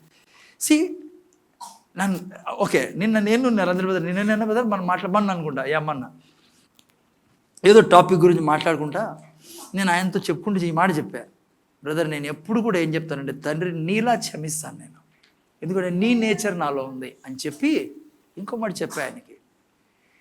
నువ్వు ఏ రీతిగా ఇతరుల పాపాలు వెనక్కి విసిరేస్తావో ఈ పేరు నీకే, ఏ రీతిగా నువ్వు పాపాలని సముద్రంలో విసిరేస్తావో జ్ఞాపకం చేసుకోవో, అదే విధంగా నేను ఇతరుల పాపాలని జ్ఞాపకం చేసుకోను తండ్రి, ఎందుకంటే నీ నేచర్ నా దగ్గర ఉండేది. నేను నీకు పుట్టి ఉన్నా, నువ్వు నువ్వు వ్యభిచారం చేయవో, నేను వ్యభిచారం చేయలేను, నేను చేయను వ్యభిచారం, ఎందుకంటే నేను కామ క్రోధ లోభ మద మాత్సర్యాలేని జీవితం, నేను పరిశుద్ధున్నాయి. నువ్వు ఎప్పుడైతే నీ స్పిరిట్లో నువ్వు ఏమై ఉన్నావో నీ మైండ్కి ట్రాన్స్ఫార్మ్ చేస్తావో, నువ్వు మాట్లాడడం ద్వారా ధర్మశాస్త్రాన్ని నువ్వు ఈజీగా ఫాలో చేయగలవు. ధర్మశాస్త్రం నేను నీతిమంతుడుగా చేయదు, అందుకే ధర్మశాస్త్రం రుద్దద్దండి అంటాడు పౌలు. ధర్మశాస్త్రం కిందికి తేద్దండి, వాళ్ళని మళ్ళా దాసులుగా చేయొద్దండి. ఏంగా చేయాలా? వారు నీతిమంతులు ఏ దానిగా అయినారు? కృప ద్వారా. వారు ఏమై ఉన్నారో యేసు ప్రభులో నువ్వు వారికి అది బోధించినప్పుడు ఎదుటోడు పాపం చేయలేడు. నువ్వు ఎప్పుడైతే నీ నోరు తెరిచి అంటావు నేను కామ క్రోధ లోభ మదమాచరలేను వారని, బైబిల్లో ఆజ్ఞ ఏంటి? ఇతర స్త్రీలని నువ్వు చూడకూడదని. నువ్వు చూడలేవు, ఎందుకంటే నువ్వు నీతిమంతుడుగా చేయబడి ఉన్నావు, దేవుని రక్తం ద్వారా పరిశుద్ధపరచబడి ఉన్నావు. అందుకే బైబిల్ అంటుంది మనం ధర్మశాస్త్రం కింద, ధర్మశాస్త్రం ఆచరించే ధర్మశాస్త్రాన్ని ఎట్లా చెప్ప ఆజ్ఞలను పాటించద్దనద్దు, ఆజ్ఞల్ని ఈజీగా పాటిస్తాం మనం. అది పౌలు యొక్క కాన్సెప్ట్ అక్కడ, అది మీరు నేను నేర్చుకొస్తుంది. అందుకే ఎక్కడికి వెళ్ళిన నిన్న వారం కూడా చూసుకున్నాం మనం, ఎక్కడికి వెళ్ళినా కూడా దేవుని అపారమైన ప్రేమ గురించి మనం ప్రీచ్ చేయాలి. ఎస్, ఈరోజు పిల్లలు చెప్తున్నారు పమ్మో, నువ్వు when you go keep on going with Lord you will be repaid. అర్థమైందనే, నువ్వు ఎట్లయితే ప్రభుతో వెళ్తుంటావో నువ్వు ఆ యొక్క పరిశుద్ధాత్మ దేవుడు నీకు దినదినము ముందుకు తీసుకెళ్తా ఉంటాడు. నువ్వు జ్ఞానంలో ఎదే కొద్దీ నువ్వు ఇంకా పరిశుద్ధంగా జీవించేది మొదలు పెడతావు. మన జీవితాల్లో మన దగ్గర ఏం పెద్ద సైన్స్ కాదు పిల్లరా. చిన్నపిల్లలు ఉన్నారు, వాళ్ళు మన మీద యూరిన్ చేస్తారు, పార్టీ చేస్తారు, అన్నీ చేస్తారు. మనం ఎప్పుడైనా కోపడతామా? సంతోషంగా, ఎందుకంటే చిన్నపిల్లలు కాబట్టి. సో అందుకే ఎవరినైనా మీరు చూసినప్పుడు వాళ్ళ మీద ధర్మశాస్త్రం రుద్దొద్దండి. వారికి ఏం ప్రీచ్ చేయాలా? దేవుడు నిన్ను ఇంత ప్రేమిస్తున్నాడు, దేవుడు నిన్ను ఇంత గౌరవిస్తున్నాడు, నువ్వు గొప్ప వ్యక్తివి దేవుని దృష్టిలో. యేసుప్రభు నిన్న వారం చూసుకున్నాము, తప్పిపోయిన కుమార్తె ఏం చెప్తాన్నాడు ఆయన? ఎందుకు ఆ స్టోరీ తీసుకొచ్చాడు? వాడు కొడుకే, కానీ ఏం చేస్తున్నాడు? అన్నీ పోట్టుకున్నాడు, వ్యభిచారం చేస్తున్నాడు, తాగుడు లేకుండా అన్ని గలీజ్ పనులు అన్నీ చేస్తున్నాడు అక్కడ. అది చేయమని చెప్పడంలో నేను, కానీ బైబిల్లో యేసుప్రభు ఏమంటున్నాడు? కానీ తండ్రి మారాడు ఎప్పుడన్నా? తిరిగి వచ్చినప్పుడు ఏమైంది? కౌగిలించుకున్నాడు పిల్లరా. సో మీరు నేను, అందుకే యేసుప్రభు అలా చెప్పడం జరిగింది. మీరు నేను ఎప్పుడు కూడా, ఈవెన్ నన్ను నేను, ఈవెన్ మీ కుటుంబాన్ని, ఈవెన్ నా సంఘమైన మిమ్మల్ని ఎప్పుడు ధర్మశాస్త్రం తేకూడదు. నువ్వు నీతిమంతుడివి యేసు ప్రభులో, నువ్వు ఎవరివి, నీకేం జరిగింది, నువ్వు ఎక్కడ కూర్చొని ఉన్నావు, నువ్వు ఎవరు సింహాసనం మీద కూర్చొని ఉన్నావు, నువ్వు యేసు ప్రభులో ఏమై ఉన్నావు, పరిశుద్ధాత్మ దేవుడు నీకు ఏం చేసి, ఇవి తీసుకొచ్చినప్పుడు నువ్వు ఇవన్నీ పాపంలో నువ్వు జీవించడు. కానీ నేను కూర్చొని నేను పాపిగా ప్రతిసారి నీకు చిత్రీకరిస్తా అంటే నువ్వు దాని నుంచి బయట రాలేవు. అదే ధర్మశాస్త్రంలో ఆధీనంలో లేకుండా ఉండాలి. మనం లేమంటే దానికి అర్థం ఇది కాదు, పాదం తీసి పడేసి ఇలాంటి పాదం ప్రీచ్ చేయొద్దు.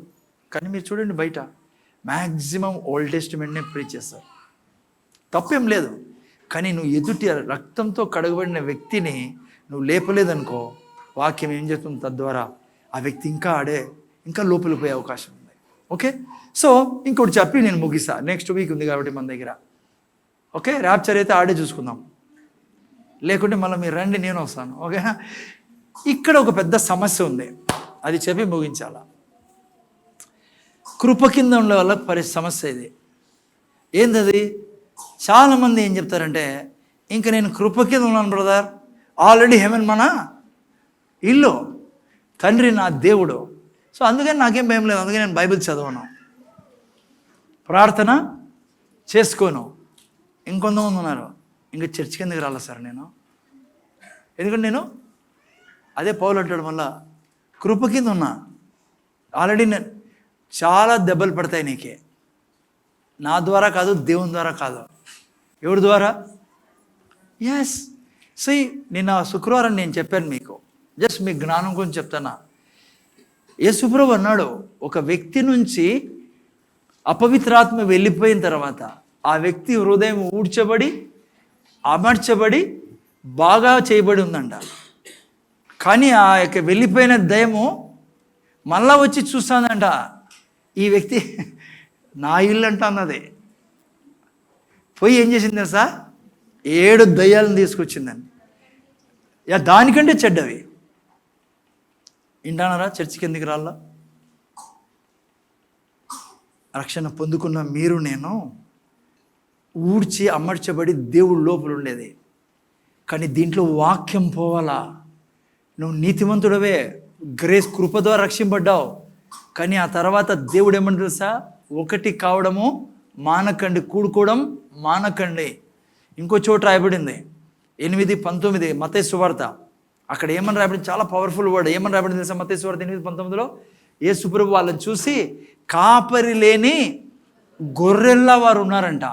చదువు అది ఆ వాక్యం, నాకు కూడా రెఫరెన్స్ 8:9:36 సారీ మత్తయి 9:36 సారీ 9:36 తొందర చదువు నేనా. చూడండి ఏం రాబడి.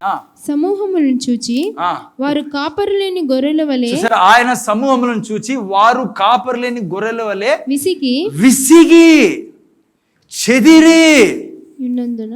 ఇక్కడ మీరు రాబడిన కాపరి అంటే ఎవరు తెలుసా? ఇక్కడ రాబడి ఉండేది, మీరు గ్రీక్ బైబిల్లో చదివితే కాపరి పాస్టర్. యేసుప్రభు కాదు, రైట్గా స్ట్రైట్గా అక్కడ వాడిన గ్రీక్ పదము పాస్టర్. పాస్టర్ అంటే నేను కాదు, చర్చ్. ఎందుకంటే చర్చిలో ఎవరు ఉంటారు? పాస్టర్. మళ్ళీ నేను అనుకుంటారు, నేను ఈరోజు ఉన్నా, రేపు పొద్దున్న ఇంకెవరైనా పాస్టర్ రావచ్చు ఇక్కడికి అంటే ఇప్పుడే ఫోన్లేండి కదా అనుష. చాలా కాలం ఉండవు, 100 సంవత్సరాలు పని ముగించే పోవాలా. మన చేతిలో ఉంది పిల్లలు, మరణము జీవం కదా. సో అందుకే మళ్ళీ మీరు తప్పుగా అనుకోకూడదని మళ్ళీ నేనే చెప్తాను. 100 years బతకాలి ఇక్కడ, చాలా పని ఉంది కదా బ్రదర్. సుధీర్ బ్రదర్, మనోళ్ళు మనవరాలు ఎత్తుకోవాలా, వాళ్ళు పాస్టర్లు కావాలా. మూర్తి బ్రదర్, మేమంతా 80s దాటాలా, 90s దాట. ఓకే, నేను పాయింట్ ఏంటంటే బిడ్డ చాలా ప్లీజ్ అర్థం చేసుకోండి, జస్ట్ ముగిస్తాను. ఈ రాయబడిన పదము పాస్టర్ దగ్గర లేకపోవడం వల్ల వాళ్ళు ఏమైపోయారంట, విసిగిపోయారంట, చెదిరిపోయారు. నువ్వు చర్చికి రాకుండా ఉంటే నీ జీవితంలో విసుగు తెచ్చిస్తాడు సైతాన్. ఎందుకంటే నీకు జ్ఞానం లేదు, వాక్యం లేదు. ఎస్, ప్రభువు నమ్ముకున్నావు. వాడు 7 చెడ్డ అంటే దానికి ఏం తెలుసా, ముందు చూడండి, మళ్ళీ కన్ఫ్యూజ్ కాదండి. మీలో దయ్యాలు పోలేవు. మీలో ఆల్రెడీ ఎవరున్నారు? గట్టి చెప్పాలా? అది కూడా కన్ఫ్యూజ్ చేస్తారు చూడండి. గట్టి చెప్పండి రా. వాడు ఇన్ని ఎవరున్నారు లోపల? మీ ఆత్మ పరిశుద్ధం పరిశుద్ధాంతుడు, కానీ మైండ్ ఖాళీగా ఉంది. తిమోతి, ఇంకెందుకు రాలి సార్ అనుకుంటాను, ఆదివారం వాడు అక్కడ నీ మీద కన్ఫ్యూజన్ చేస్తాడు. అక్కడ నీకు ఏం అర్థం కాకుండా నువ్వు ఇంకా శపించుకునేటట్లా, లైక్ జీవితము గందరగోళం చేస్తాడు వాడు. అందుకే చర్చికి రాళ్ళ. రక్షింపబడిన తర్వాత బైబిల్ అర్థం చేసుకుంటారా, సంఘం ఎందుకు ఆరంభించాడు దేవుడు? ఎఫెసీ 4:13 ఇటు అటు కొట్టుకొని పోకుండా క్రీస్తు యొక్క నువ్వు పుట్టావు ఇంకా ఇంట్లో, దేవుడి ఇంట్లో మిరాకిల్ పుట్టింది, జ్ఞానంలో పెరగాల. నువ్వు సంఘానికే రాకుండా పోతే నీ జీవితం చాలా కష్టాల్లో పడేసుకుంటు. దేవుడు కాదు, దేవుడు నేను ఇప్పటికీ 2 చేతులు ఎత్తి, అడే తప్పిపోయిన కుమారుడు ఏం చేశాడు? ఎందుకు వాడు తప్పిపోయాడు? ఎందుకు అన్నీ పోగొట్టుకున్నాడు? ఎందుకు ఒక చెడ్డ మనిషిగా తయారయ్యాడు? తండ్రి దగ్గర లేడు, సంఘంలో లేడు. కృపలో రక్షించబడిన తర్వాత ఇంకా ఇష్టానుసారం బతికే కాదు నీకు కృప రక్షించలేదే. వాడున్నాడు. మనం యుద్ధంలో ఉన్నామంట అనేది ఎవరి గురించి అనేది? యుద్ధంలో ఉన్నామని బయట ఉన్న వాళ్ళ గురించి కాదు. నేను ముందు చూడండి, ఎవరి గురించి అనేది? మనం పోరాడుతున్నాం ఎవరితో? దురాత్మల సమూహంతో. నువ్వు గ్రేస్లో ఉన్నాను నేను, ఇంకా నాకేం పర్లేదు, నాకు చర్చికి పోకున్నా పర్లే, సెల్ గ్రూప్ పోకున్నా పర్లే, టైం దొరికిపోతా అంటే ముందు వెనకలు పడతాయి. దేవునితో కాదు, నాతో కాదు, వాడితో. అందుకే భార్యని కొడతావు నా ఇంట్లో, పచ్చిగా చెప్తానని నేను. అందుకే తల్లిదండ్రులు అంటే ప్రేమ ఉండదు. ఆ పద్యంగా నువ్వు ఉరువే చేయవు, ఎప్పుడు వేరే వాళ్ళు కాలం నీకే. సారీ ఈ మాట అంటాను, నేను మీరు అర్థం చేసుకోవాలని చెప్తాను. మొబైల్లో నువ్వు ఖచ్చితంగా పోనోగ్రఫీ చూస్తూ ఉంటావు. అందుకే ప్రజలు అంటారు రక్షింపడ్డాడు, ఏ శుభ్రపడ్డాడు, చర్చ్ అంటాడు, అయినా ఈ వ్యక్తి ఎప్పుడు కోపడతాడు. సార్ ఇటుకి రాను, కోపమే లేకుండా చేసే స్థలం ఇది. యా కాలేజీలో చేత కాదు, యా యూనివర్సిటీ చేత కాదు ఇది, యా మంత్రాలు తంత్రాలతో పోదు ఇది. నువ్వు ఎప్పుడైతే వాక్యంతో కడగబడతావో నువ్వు దేవుళ్ళ జీవించేదానికి దేవుడు నీకు వాక్యం ఇస్తాడనేది సంఘం పెట్టిండేది. బైబిల్ అంటుంది 4:13 చర్చ్ ఉండేది, నీకు క్రీస్తు సారూప్యంలోనికి నిన్ను రూపాంతరం చేయడానికి సంఘం ఉండేది. నేను మీకు చెప్తున్నప్పుడరా దేవుని కృప, ఇది దేవుని దయ. ఇక్కడ చెప్తానే విషయాలు నువ్వు చెప్పి విని అర్థం చేసుకొని, మీకోసం అదే బుక్ కూడా ఇచ్చాను నేను. ఈ మాటలు మీరు చెప్తా ఉండండి, 5-6 నెలల తర్వాత కంటిన్యూ చేయండి. మీరు ఈ వాక్యాలు లోపల పోయిన తర్వాత ఆల్రెడీ నువ్వు నీతిమంతుడివి, రక్తంతో కడగబడిన బిడ్డవి, సింహాసనం మీద కూర్చొని ఉన్నావు. దేవుడు నువ్వు కలిసి జీవిస్తానే జీవితం ఇది. నువ్వు వాగ్దానాన్ని చెప్తా ఉండు, 5-6 నెలల తర్వాత చూడు. చెప్పకూడదు కానీ అర్థం చేసుకొని చెప్తానా, ఏ స్త్రీని నువ్వు చూడలేవు. దైవత్వం నీలో ఉట్టి పడతాడు. నీకు తెలుసు నేను మహిమతో నిండిన వ్యక్తిని, నేను జీవం నాలో ప్రవహిస్తుంది. అందుకే యోసేపు చేయలేదు పిల్లరా ఏది. యోసేపు నిన్న వారం చెప్పా, ఎందుకు యోసేపు పాపం చేయాలా? ఏం చేయలే, పాపం ఎందుకు చేయలే యోసేపు? యోసేపుకి దేవుని కృప అర్థమైంది. జాగ్రత్త వినండి, ఆయన ఆరంభం నుంచి అర్థమైంది, నన్ను రాజుగా చేయాలని పుట్టించాడు ఆయన, పరిపాలించడానికి పుట్టించాడు ఆయన, సమస్త ధాన్యాలు కలిగి ఉండడానికి పుట్టించాడు ఆయన. ఇక నేను ఎందుకు పాపం చేయాలనేది యోసేపుకి చిన్నప్పటి నుంచి దేవుడు పెట్టేశాడు. అది కృప అండి. అందుకే కృప ఏం చేసింది, పైనుంచి పైతే. అందుకే పాపం చేయలే యోసేపు.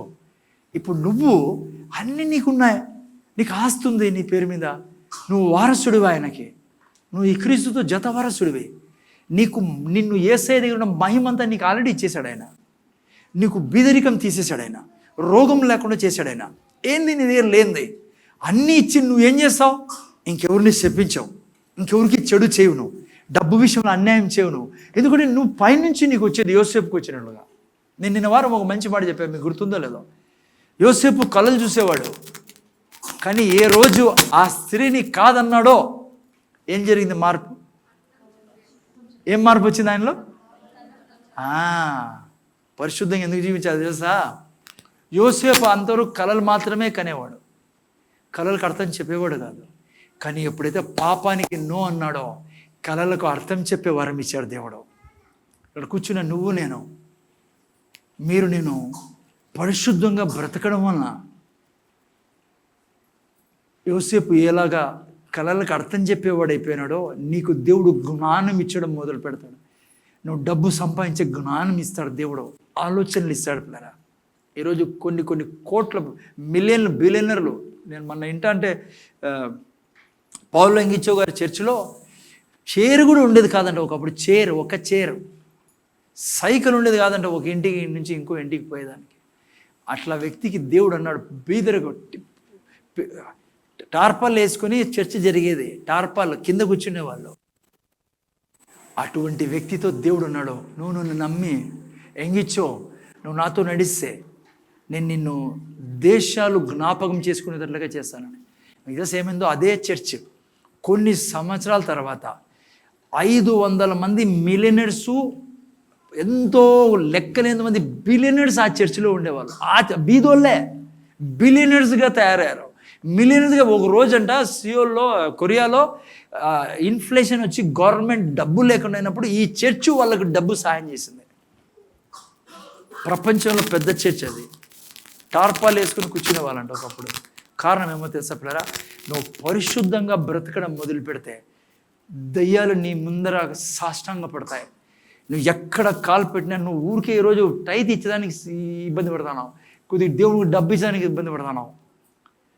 దేవుడు నీకు కోరుకున్న ప్లాన్స్ ఏమో తెలుసా? నువ్వు ఈ భూమి మీద నడవకుండా చేసే దేవుడు ఆయన. పౌలు ఎంగిచ్చో మరణం సమయంలో ఎంత గొప్ప వ్యక్తిగా ప్రపంచంలో మారారు తెలుసా? ఈరోజు ప్రపంచానికే సహాయం చేస్తున్నారు. క్రైస్తత్వంలో ఆ సంఘం ద్వారా అనేక దేశాల్లో వాళ్ళు సహాయం చేస్తారు. ఒక్క మనిషి, అది టీబీతో చచ్చిపోయే వ్యక్తి, బతికించాడు దేవుడు సువార్త నమ్మడం ద్వారా. ఎందుకు ఈ మాటలు మీకు చెప్తానని పేరా? ఆ స్థితిలో మిమ్మల్ని నన్ను పెట్టాడు. నేను పాపం చేయమని కాదు మీకు చెప్పిండేది, నువ్వు కృపలో ఉన్నావు ఇంకేమని కాదు. కృపలో ఉన్నావు కాబట్టి నువ్వు పాపం చేయలేవు, చేయకూడదు. పాపం చేయకుండా నేను చెప్పాను నీకు. యోసేపుకి కళలు అర్థం చెప్పే వరం మొదలైతూనే ఏమైంది? హలో, ఆ తర్వాత ప్రపంచానికి దీవెనగా మార్చాడు దేవుడు యోసేపు. నేను చెప్తున్నా నీకు, పరిశుద్ధంగా బ్రతుకు. డబ్బులు నీ కాళ్ళ దగ్గర వేస్తాడు దేవుడు. నీకు కావలసిన గౌరవాన్ని ఇప్పించి దేవుడు. నీకు చెప్తున్నా ఒక మాట, హలో, నువ్వు పరిశుద్ధంగా బ్రతుకుతా అంటే ప్రతి క్షణము సింహాసనాసీనుడైన దేవుని యొక్క వెలుగులో నువ్వు జీవిస్తావు. ఆయన మహిమ నీ మీదికి వస్తాడు. అనుక్షణం ఆయన ముఖం పెట్టి మాట్లాడతాను నీతో. రేపు వారం అదే ప్రీచింగ్, మీరు రండి చెప్తాను. నేను ప్రేమ గురించి, ఎట్లా మనం ప్రేమించాలో చెప్తాను మీకు. ధర్మశాస్త్రం గురించి ఇది ఇంకా చాలా ఉంది, ధర్మశాస్త్రం నేర్చుకునేది. సో ఇప్పుడు కనీసము ఏమంటారు, మోటా అంటే ఏమర్థం తెలుగు? కొంచెం కాదు, కనీసం కొద్దిగా అర్థమైంది ధర్మశాస్త్రం గురించి. ఎంతమంది అర్థమైంది? చేయెత్తి చూపించండి కొద్దిగా. సిస్టర్ అర్థమైంది కదా? ఎందుకంటే చాలా కొద్దిగా కన్ఫ్యూజన్ ఉంటుంది. తిమోతి నీకు అర్థమైంది? నాకు అర్థమైతే నీకు అర్థమైంది. నవ్వుకునేదాన్ని పాపం. Okay, good. నీకు అర్థమైందారా? గుడ్. సో మనం నీతిమంతులుగా దేవుని ద్వారా చేయబడి ఉన్నాం, ధర్మశాస్త్రం ద్వారా కాదు కానీ ఆయన రక్తం ద్వారా. ఓకే, కళ్ళు మూసుకొని ప్రాణం చేసుకున్నాం. చాలా ఉంది, నేను ఎట్లా నిలబడి టైం మీకు ఇదవుతుంది. రేపు వారం చూసుకుందాం. కళ్ళు మూసుకొని ప్రాణం చేసుకుందాం. తండ్రి, నీ కృతజ్ఞతలు స్వామి. మాకు ఈ యొక్క వాక్యం ద్వారా మాకు ధర్మశాస్త్రం ఏదో తెలియజేశావు, కృప ఏదో తెలుసుకుంటున్నాం.